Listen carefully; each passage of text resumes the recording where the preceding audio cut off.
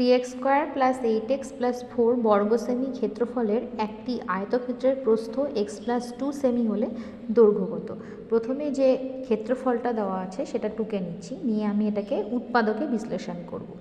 উৎপাদকে বিশ্লেষণ করতে গেলে কি করতে হবে, 3 4 12, 3 4 গুণ করে নিচ্ছি, 3 4 12, 12কে আমি 6 দ্বিগুণ যদি 12 করি তাহলে দেখো 6 আর 2 যোগ করলে 8 পাচ্ছি।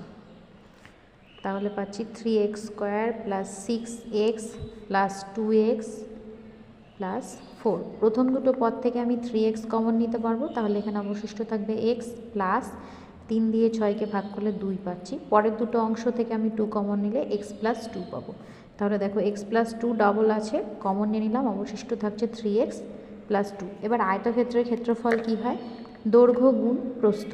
তো আমার এখানে প্রস্থ দেওয়া আছে এইটা, তাহলে এইটা হচ্ছে 3x প্লাস 2, এইটা হবে দৈর্ঘ্য।